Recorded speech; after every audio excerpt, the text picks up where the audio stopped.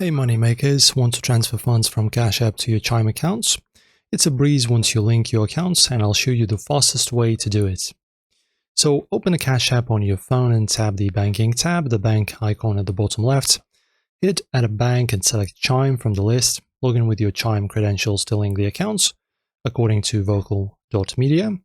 Alternatively, you can add your Chime debit card by tapping Link Debit Card, entering the card number, expiration, CVV, and zip code. I linked my card. It was super quick, but of course double check your details to avoid errors. In Cash App, tap Banking, then Cash Outs. Enter the amount you want to send to Chime and choose your linked Chime account or debit card as the destination. So usually the transfer takes 1 to 3 days. Confirm your PIN or Touch ID to complete. And after that, you can check your Chime app under Account to confirm the funds arrived. Standard transfers take 1 to 3 days, but instant ones show up fast. So guys, that's pretty much it. Start with a small transfer to test the connection to stay safe.